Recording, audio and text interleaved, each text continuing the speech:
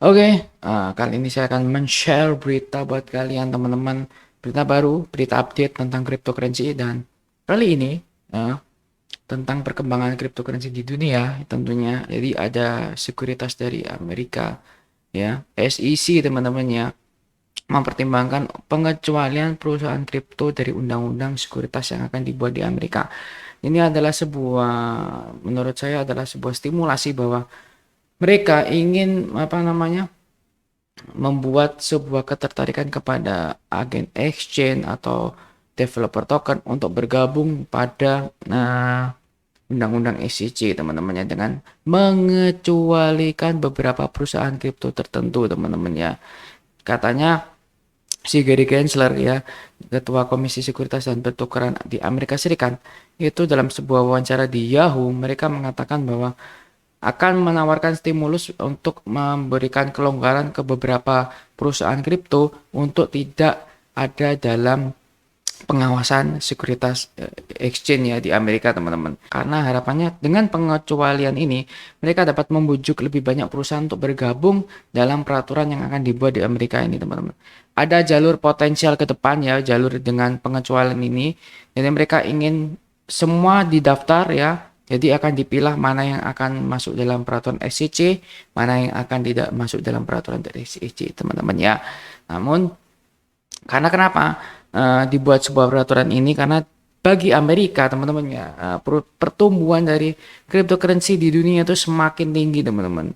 Jadi intinya Amerika dan beberapa negara di dunia tidak ingin mata uang fiat dolar itu terpengaruh dengan regulasi kripto atau terpengaruh dengan aktivitas perdagangan kripto teman-teman ya. Makanya mereka harus diregulasi ya dengan membuat sebuah undang-undang yang diciptakan oleh anggota parlemen di Amerika teman-teman. Dan ini akan mempengaruhi ekonomi secara luas karena memang mereka tidak ingin kripto apa namanya istilahnya mendominasi kegiatan ekonomi di seluruh dunia terutama di Amerika teman-teman.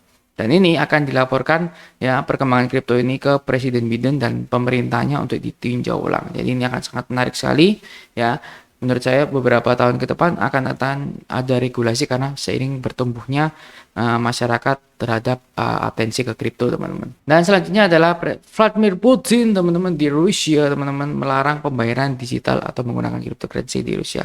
Menurut saya ini adalah sesuatu yang wajar karena memang di beberapa dunia ya sebagai negara yang berdaulat ya penggunaan mata uang negaranya sendiri itu akan berpengaruh terhadap ekonomi ya ketika mereka menggunakan kripto sebagai alat pembayaran otomatis neraca perdagangan yang dimiliki oleh bank sentral di dunia itu akan runtuh teman-teman apalagi mereka lagi bergejolak perang teman-teman ya antara Ukraina.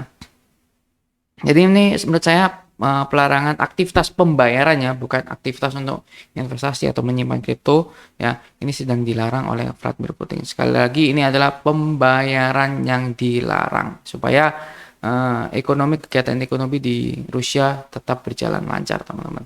Selanjutnya adalah Shiba Inu mengklaim sebagai salah satu kripto yang mempunyai wheels Ethereum terbesar teman-teman ya. Karena memang token meme ini seiring berjalannya waktu mempunyai proyek-proyek yang sangat bagus ya. Meskipun harganya tidak seiring membaik teman-teman ya. Mereka memang menyimpan 100 wheels Ethereum ya teratas ya yang menyimpan Shiba Inu yang ini adalah menempati posisi yang cukup besar dalam portofolio di Shiba Inu teman-teman. Jadi wheels Ethereum terbesar itu memiliki Ethereum dan ini sangat menarik sekali karena walaupun investor Shiba Inu menderita kerugian yang sangat besar di pasar bearish ini, mereka sangat optimis di perjalanan Shiba Inu roadmap-nya sangat berjalan baik dan inovasi-inovasinya dengan Shiba Inu-nya itu sangat inovatif ya. Ini yang membuat beberapa wheels Ethereum menyimpan lebih banyak ya dan masih mempunyai daya tarik ya Shiba Inu saat ini. Terlebih lagi, ekosistem Shiba Inu ya sekarang ingin meluncurkan jaringan layer 2 adanya metaverse, game play to earn dan stablecoin yang akan launching beberapa waktu ke depan teman-teman ya. Dan meskipun masih sedikit informasi ya, karena memang Shiba Inu di 2021 ya, pergerakan parabolanya itu bisa meningkatkan beberapa ribu persen ya, dan banyak investor yang mengalami keuntungan berlipat teman-teman. Namun kekuatan relatif Shiba Inu menurut saya masih kuat teman-teman, walaupun harganya lagi turun karena memang masih dalam pasar bearish teman-teman ya. Ini adalah kesempatan yang sangat baik karena Shiba Inu sekarang kembali ke harga yang murah teman-teman. Apalagi dengan adanya Shibosis ya teman-teman ya, NFT, Metaverse, Gameplay to Earn ya, apalagi akan ada Shiba stablecoin bertema Inu, ini akan menjadi alat pembayaran dalam pertukaran di game Metaverse-nya teman-teman nanti. Ini sangat menarik ya.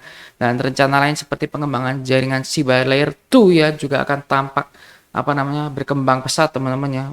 Karena mereka akan menggandeng perusahaan pengembang blockchain unification untuk mengembangkan si Ethereum Layer 2 ini teman-teman, yang akan menawarkan biaya lebih rendah dan throughput yang lebih tinggi daripada Ethereum. Ini sangat potensi sekali ya. Setelah sepenuhnya diluncurkan ya, maka token chip akan melakukan regulasi dan migrasi ya di metaverse-nya, akan menggunakan Shibarium ya sebagai salah satu inovasi yang sangat ciamik teman-teman.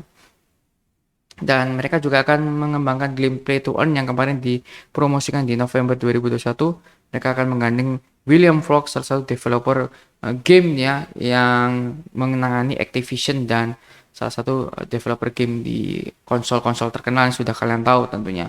Dan satu lagi teman-teman ya, meskipun aspek play to earn ini belum terungkap secara gamblang, namun Kusama dalam blognya di 6 Juli mengungkapkan bahwa pemain akan mendapatkan tokennya mereka sendiri, yaitu trade ya, untuk bertransaksi di game rilisan Shiba Inu ini teman-teman.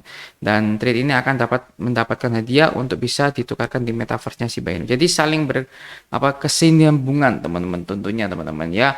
Dan menurut saya, apakah mereka bisa menjadi koin meme secara long term, ini akan menjadi migrasi yang baik dari koin meme ke koin yang sangat prestisius dengan mempunyai the legal coin ya teman-teman, dengan beberapa proyeknya yang hampir 80% ini akan tumbuh teman-teman.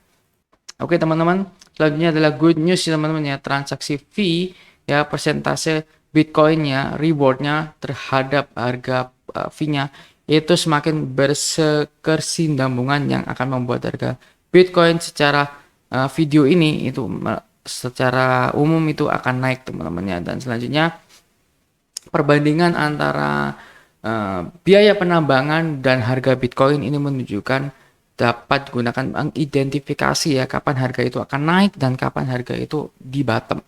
Dan kalau kalian ketahui ya, energy gravity ya, dan kalau kalian ketahui energy gravity-nya dibandingkan dengan harga price action Bitcoin itu sangat berkesinambungan. Kalau kalian lihat price hash-nya pada saat penambangan energy gravity di bulan 2012 sampai 2015 menunjukkan peak-nya teman-teman ya, dengan harga produksinya hampir $100.000. Ini ya, ketika harga itu naik ya, itu akan diikuti dengan harga penambangan ya teman-teman ya, itu semakin tinggi teman-teman biaya produksinya. Begitu juga di 2016 2017 ya, pada saat peak-peaknya harga penambangan sampai $100.000 ya teman-teman ya, itu diikuti dengan harga Bitcoin ya naik teman-teman ya di sini. Begitu juga dengan pada saat tahun ini teman-teman ya, meskipun sekarang harga penambangan tidak sampai on the top ya, di sekitar 100 ribuan, namun ini mengindikasikan bahwa ada indikasi bahwa harga juga in the bottom, karena kesamaannya dengan biaya produksi yang rendah teman-teman ya, itu diikuti dengan harga yang rendah juga teman-teman.